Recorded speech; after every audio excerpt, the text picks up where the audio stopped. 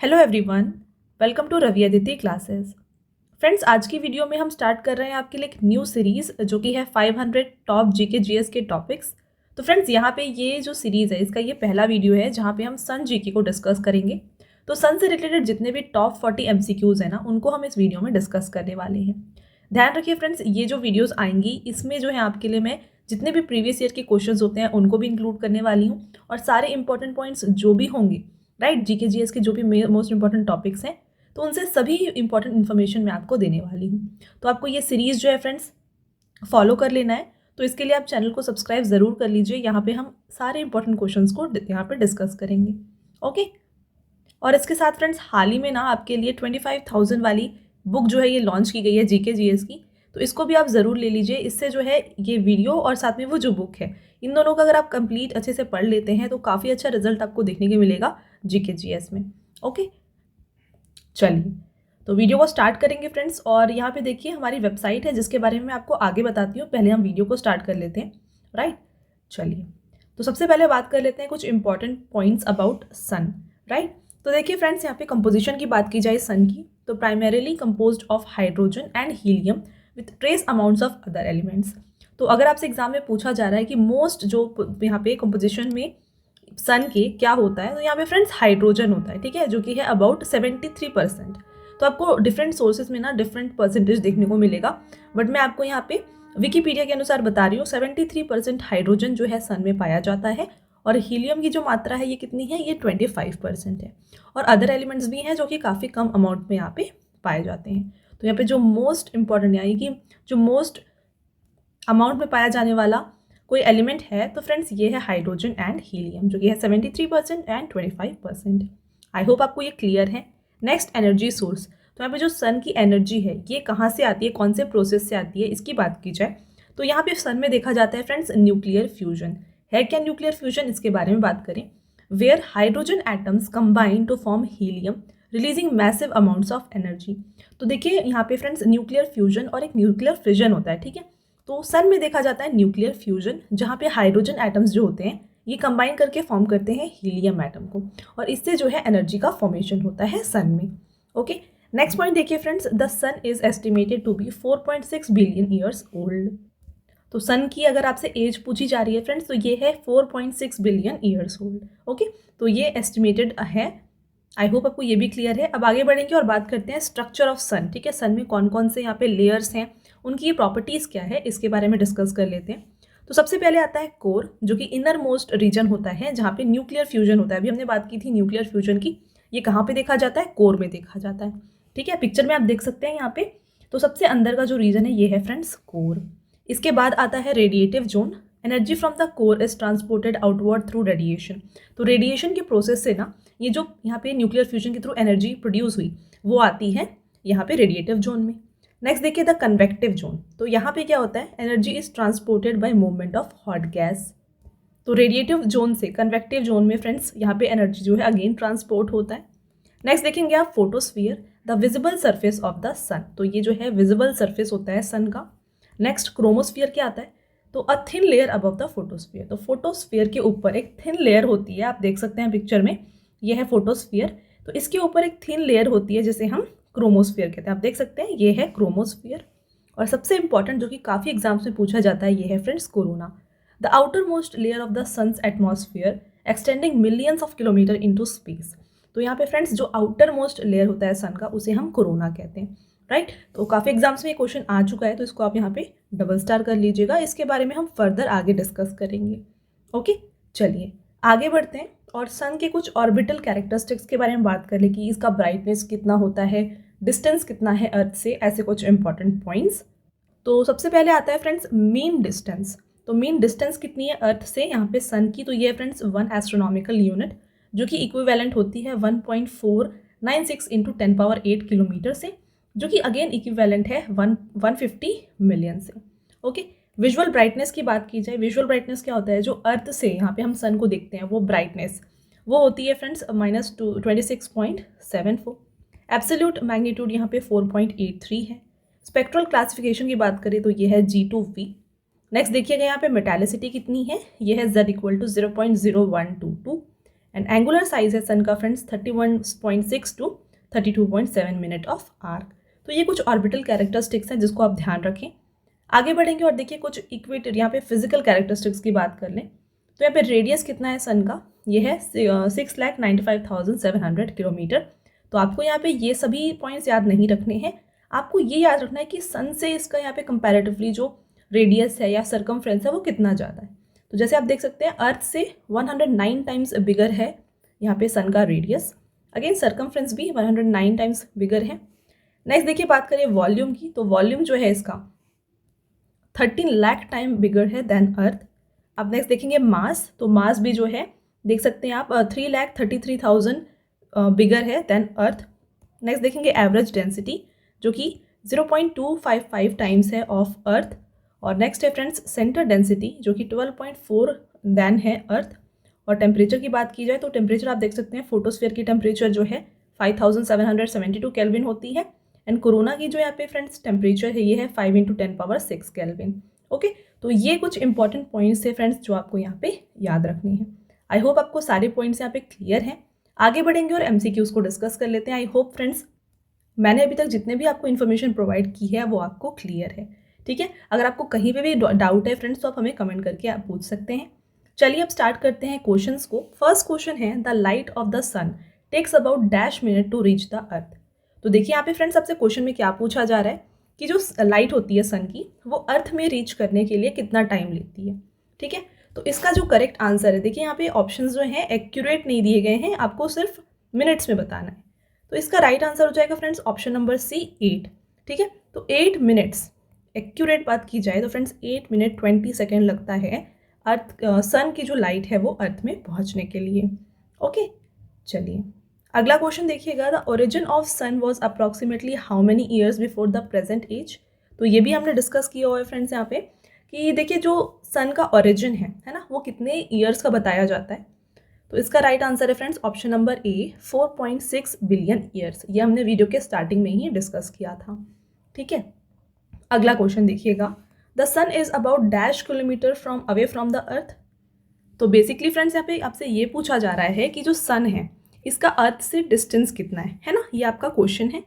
तो इसका जो राइट आंसर है फ्रेंड्स ये हो जाएगा option number C 150 million kilometre. तो ऑप्शन नंबर सी को यहाँ पे आप राइट आंसर कर लीजिए। आगे बढ़ेंगे, नेक्स्ट क्वेश्चन है which type of celestial body is sun. तो सन जो है ये किस टाइप की सेलेस्टियल बॉडी है, कि ये सैटेलाइट है या प्लैनेट है, मून है या स्टार है, आपको ये बताना है। तो फ्रेंड्स जो सन होता है ना ये एक स्टार है, तो ऑप्शन नंबर डी यहाँ पे राइट आंसर हो जाएगा। अब देखिए सैटेलाइट, प्लैनेट, मून, इन सब के बारे में थोड़ा ब्रीफ में डिस्कस करते हैं है क्या।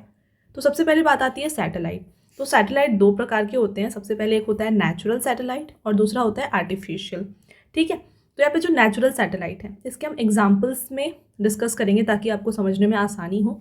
तो यहाँ पे अर्थ का एक यहाँ पे मून है, ठीक है। जो नेचुरल सैटेलाइट होता है फ्रेंड्स उसे हम मून ही कहते हैं, ठीक है। तो यहाँ पे अर्थ का एक मून है, देन मार्स के 2 मून्स हैं, तो ये नेचुरल सैटेलाइट्स हैं यहाँ पे, ठीक है। आर्टिफिशियल सैटेलाइट्स जो क्या होती हैं, ये ह्यूमन मेड ऑब्जेक्ट्स होती हैं जो कि ऑर्बिट करती हैं अराउंड द अर्थ और अदर सेलेस्टियल बॉडीज़, राइट। अब बात करते हैं मेटियोर्स क्या होता है, ठीक है। तो देखिए आपने शूटिंग स्टार सुना होगा, तो मेटियोर्स जो होता है वो शूटिंग स्टार होता है।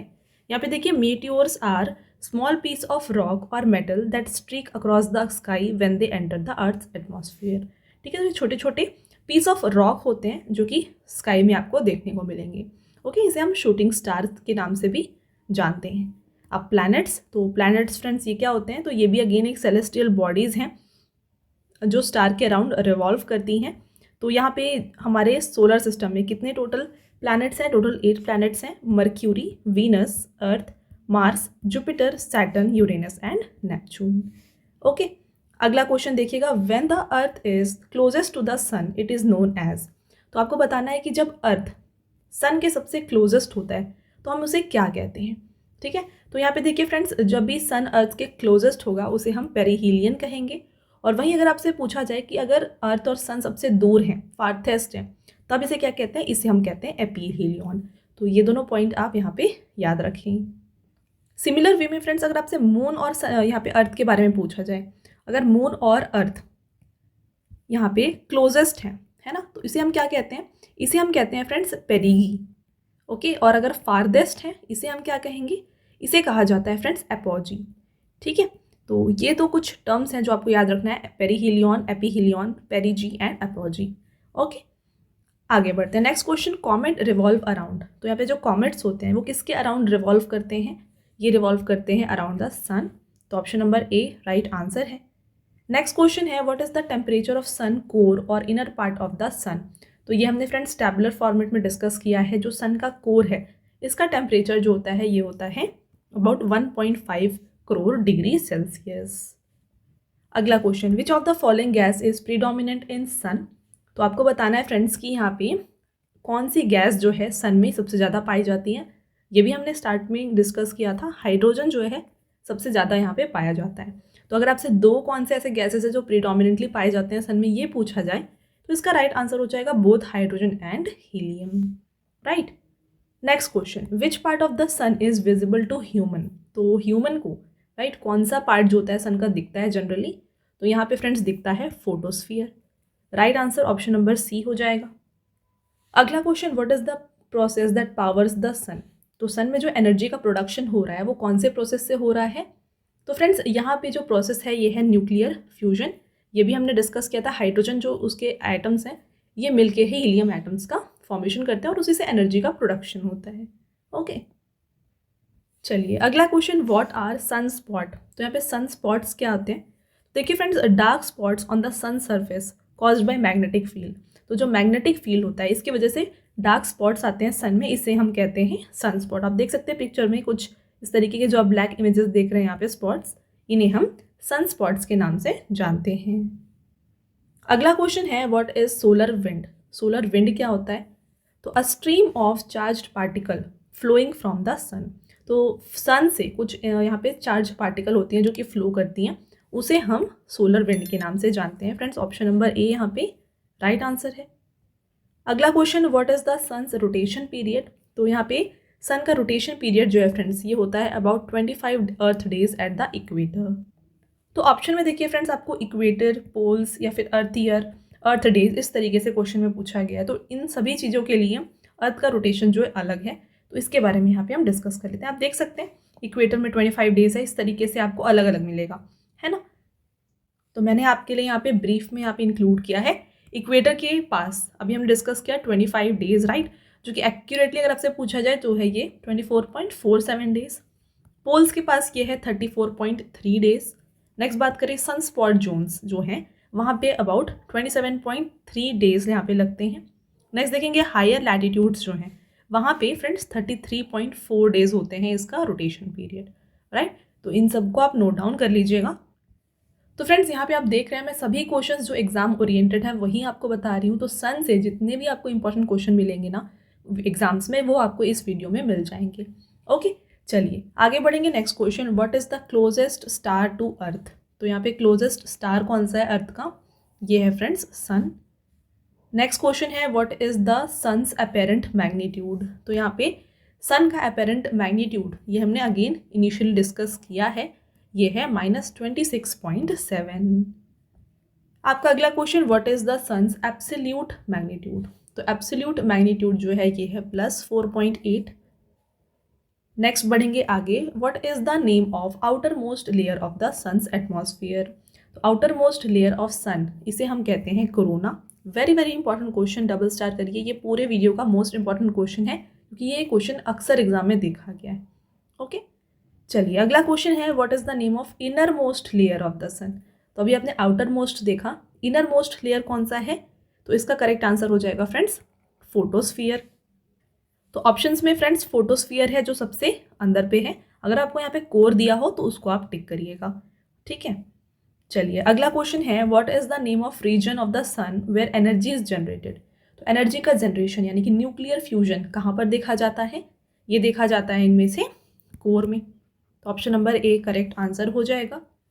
आपका अगला क्वेश्चन है, देखिए friends, what is the name of region of the sun where energy is transported outward by radiation. तो रेडिएशन के प्रोसेस से एनर्जी कहाँ पे ट्रांसफर होती है, तो ये ट्रांसफर होती है रेडिएटिव जोन में। चलिए तो फ्रेंड्स आगे बढ़ते हैं और आगे जाने से पहले मैं आपको बता दूं हमारे बुक्स के वेबसाइट के बारे में, ये है www.raviaditipublication.com। और जो बुक मैंने आपको इनिशियली हमारे वीडियो में बताई थी 25,000 राइट GK/GS की जो बुक है आपको इस हमारे वेबसाइट में मिल जाएगी। और यहाँ पे आपको सभी बुक्स 15 दिसंबर से अवेलेबल हो गए हैं। तो अगर आपको ये बुक परचेज़ करना है आप हमारे वेबसाइट को विजिट करके परचेज़ कर सकते हैं। इसके अलावा फ्रेंड्स अगर आपको ई बुक्स चाहिए तो ये मिल जाएंगे आपको हमारे वेबसाइट www.ravibookspdf.com में। यहाँ पे फ्रेंड्स आपको लास्ट 11 मंथ का करंट अफेयर्स का ई बुक मिल जाएगा। देन देखिए 11,000 प्लस GK/GS जो है इसका ई बुक मिल जाएगा। And then monthly e book मिल जाएगी दिसंबर 2024 की, राइट। तो अगर आपको फ्रेंड्स कोई भी ई बुक चाहिए आप हमारे इस वेबसाइट से जाके परचेज ज़रूर करें। साथ में फ्रेंड्स हमारी ऐप है जो कि है रवि स्टडी ऐप। तो जैसे देखिए फ्रेंड्स करंट अफेयर्स भी आपके एग्जाम के लिए काफ़ी इंपॉर्टेंट है विद स्टैटिक GK। तो करंट अफेयर्स के जो आपको क्विजेज़ हैं ये आपको हमारे ऐप में मिल जाएंगे। तो यहाँ पे आप जाके उन्हें सॉल्व कर सकते हैं। डेली टेस्ट आपको यहाँ पे फ्री टेस्ट यहाँ पे आपको मिल जाएगा, राइट। और साथ में फ्रेंड्स ये सभी अपडेट्स जो हैं आपको बिल्कुल मिस नहीं करना है। ये आपको मिल जाएंगे हमारे टेलीग्राम में जो कि है current affairs by Ravi. Okay, चलिए आगे बढ़ते हैं, स्टार्ट करते हैं, वापस आते हैं टॉपिक पे। अगला क्वेश्चन देखिए, what is the name of the region of the sun where energy is transported outward by convection. अभी हमने देखा था रेडिएशन से किस कहाँ पे ट्रांसफर होता है एनर्जी, राइट, जो था रेडिएटिव जोन। अब आपसे पूछा जा रहा है कि कन्वेक्शन के प्रोसेस से एनर्जी कहाँ पर ट्रांसफर होता है, तो ये ट्रांसफर होता है टू कन्वेक्टिव जोन। अगला क्वेश्चन है फ्रेंड्स आपका, what is the name of the process by which atom gain electrons in the sun's atmosphere. तो आपको उस प्रक्रिया का नाम बताना है जिसके द्वारा परमाणु सूर्य के वायुमंडल में इलेक्ट्रॉन प्राप्त करते हैं। तो फ्रेंड्स इस प्रोसेस को कहा जाता है यहाँ पे ionization. Option number A right answer हो जाएगा। अगला क्वेश्चन देखिएगा, what is the name of the phenomena that causes the earth atmosphere to heat up and expand leading to change in weather patterns. तो देखिए यहाँ पे friends heating of earth atmosphere जिससे कि वेदर में चेंजेस दिखता है इसे हम कहते हैं green house effect. Correct answer हो जाएगा option number D. Next question, what is the name of the layer of the earth atmosphere that protect us from harmful UV rays. Very very important question. तो देखिए again जैसे मैंने आपको बताया जो outer most layer है sun का, right, वो सबसे रिपीटेड क्वेश्चन है। इसी तरीके से फ्रेंड्स ये क्वेश्चन भी काफ़ी रेपिटेटिव है, ये क्वेश्चन काफ़ी एग्जाम्स में आ चुका है। तो देखिए हार्मफुल जो UV रेडिएशन है इससे अर्थ को बचाता है फ्रेंड्स स्ट्रेटोस्फीयर, ठीक है। तो स्ट्रेटोस्फीयर एक लेयर है जो कि जो सन की UV रेज आती है उन्हें यहाँ पे अर्थ में नहीं आने देता है। तो option number B correct answer हो जाएगा। आपका अगला क्वेश्चन है, what is the name of process by which earth atmosphere trap heat from the sun. Correct answer है friends option number D green house effect.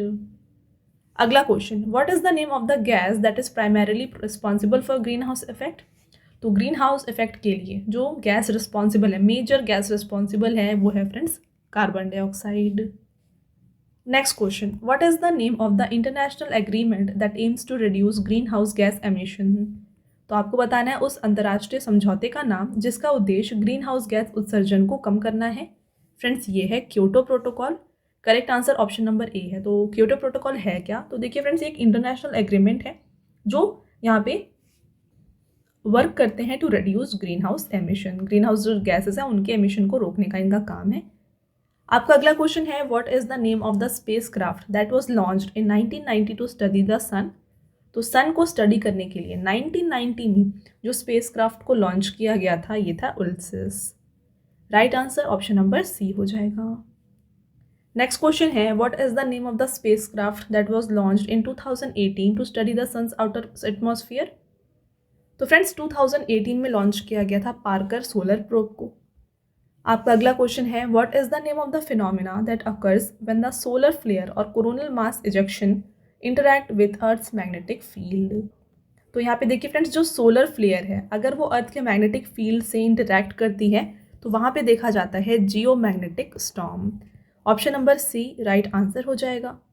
आपका अगला क्वेश्चन देखिएगा, what is the name of colourful light show that can be seen in the sky near the earth pole.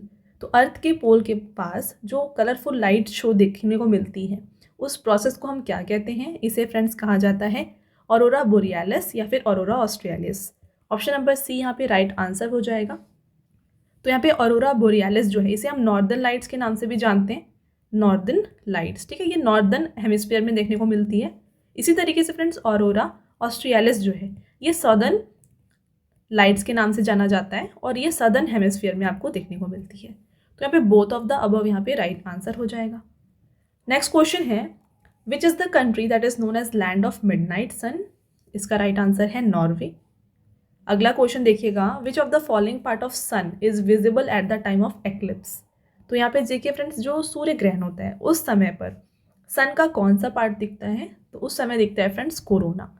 Generally photosphere दिखता है, but during solar eclipse यहाँ पे corona देखा जा सकता है। पिक्चर आप देख सकते हैं, इस तरीके से ये दिखता है। नेक्स्ट क्वेश्चन है which planet is closest to sun. तो सबसे क्लोजेस्ट सन के जो प्लैनेट है ये है फ्रेंड्स मर्क्यूरी, और सबसे फारदेस्ट कौन सा है, ये है फ्रेंड्स नेपच्यून। ओके, अगला question what is Aditya L1। तो आदित्य L1 क्या है, तो ये इंडिया की पहली मिशन है टू स्टडी द सन। अगला question where will be Aditya L1 be placed in the orbit. तो आदित्य L1 को किस यहाँ पे ऑर्बिट पे प्लेस किया जाएगा, तो देखिए इसे फ्रेंड्स हेलो ऑर्बिट में रखा जाएगा around sun earth L1 point. Next question what is the primary goal of Aditya L1 mission. तो आदित्य L1 मिशन का प्राइमरी गोल जो है ये है to study the sun's atmosphere. Next question है when was Aditya L1 mission launched. तो Aditya L1 को launch किया गया है September 2, 2023 को। Very important question. Next question को देखिएगा what does L1 in Aditya L1 stand for. Very important. तो यहाँ पे L1 का मीनिंग है लैग्रेंज पॉइंट 1। आपका अगला क्वेश्चन रहेगा, देखिए what is the value of acceleration due to gravity of sun. तो एक्सेलरेशन ड्यू टू ग्रेविटी की वैल्यू कितनी है सन की, ये है friends 274 metre per second square. Next question और आपका ये लास्ट क्वेश्चन है which is the farthest planet from sun. तो ये क्वेश्चन हमने ऑलरेडी डिस्कस कर लिया है। फारदेस्ट प्लैनेट है ना, ऐसा कौन सा प्लैनेट है जो सबसे दूर है सन से, तो ये है फ्रेंड्स नेपच्यून।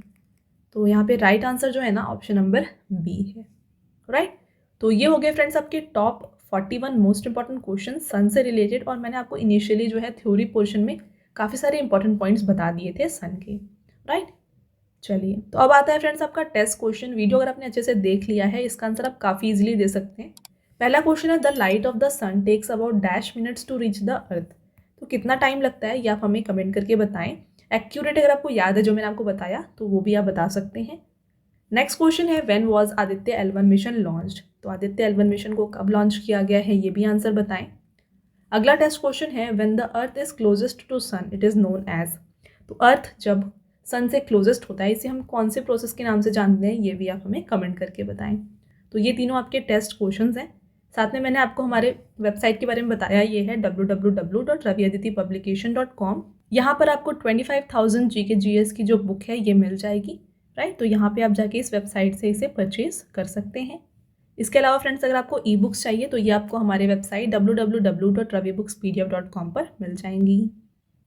साथ में फ्रेंड्स हमारी ऐप है रवि स्टडी ऐप। यहाँ पे आप डेली करंट अफेयर्स के जो क्विजेज़ हैं उनको जाके सॉल्व कर सकते हैं, और इन सभी जो अपडेट्स है फ्रेंड्स इसका आपको हमें नोटिफिकेशंस जो है ना ये हमारे टेलीग्राम चैनल पे मिल जाएगा, तो इसको भी आप जाके ज़रूर ज्वाइन कर लीजिए। ओके, तो फ्रेंड्स ये था हमारा आज का लास्ट स्लाइड। आई होप आपको ये वीडियो पसंद आया होगा। वीडियो अगर आपको पसंद आया है तो वीडियो को लाइक और अपने फ्रेंड्स के साथ शेयर ज़रूर करें, और ये वीडियो आपको कैसी लगी कमेंट करके ज़रूर बताएं। मिलते हैं एक और इम्पॉर्टेंट टॉपिक के साथ नेक्स्ट वीडियो में। तब तक के लिए thank you and have a nice day.